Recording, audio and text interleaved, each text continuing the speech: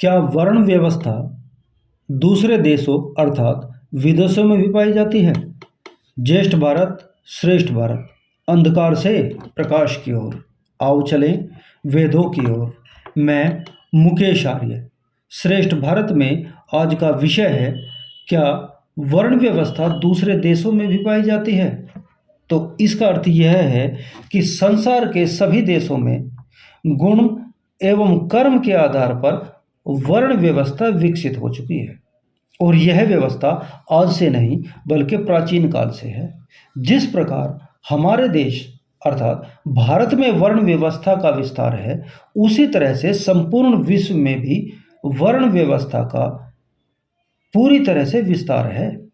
जैसे हम देखते हैं, हमारे देश में ब्राह्मण, क्षत्रिय, वैश्य और शूद्र 4 वर्ण है। इसी प्रकार दूसरे देशों में भी मिशनरी अर्थात ब्राह्मण वर्ग, मिलिट्री अर्थात क्षत्रिय वर्ग, मर्चेंट्स अर्थात वैश्य वर्ग और मिनियल्स अर्थात शूद्र वर्ग यानी कि श्रमिक वर्ग।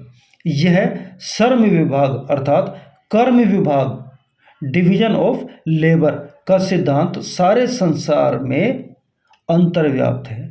इसी का नाम वर्ण व्यवस्था है। जो लोग यह कहते हैं कि वर्ण व्यवस्था केवल भारतवर्ष में है, वह लोग अज्ञानतावश ऐसा कहते हैं। आप विश्व के किसी भी देश में चले जाइए, हर जगह यह व्यवस्था आपको नजर आएगी।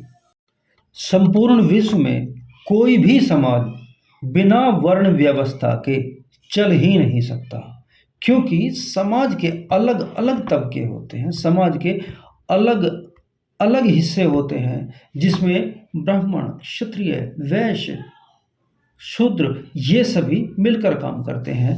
हर वर्ण अपनी जगह अपनी योग्यता रखता है, हर वर्ण अपनी जगह पूरी तरह से परफेक्ट होता है और यह वंशानुगत नहीं होता है। वंश के आधार पर एक ही वंश में चारों वर्ण पाए जा सकते हैं। ब्राह्मण के घर शूद्र पैदा हो सकता है, क्षत्रिय के घर में वैश्य या शूद्र पैदा हो सकता है, शूद्र के घर में ब्राह्मण पैदा हो सकता है। और ये जाति नहीं, यह वर्ण है। वर्ण की व्यवस्था कर्म के आधार पर है, यह हमें कभी नहीं भूलना चाहिए। ऐसा ही वेदों में भी लिखा हुआ है और ऐसा ही साधारण जीवन में भी हमें देखने को मिलता है।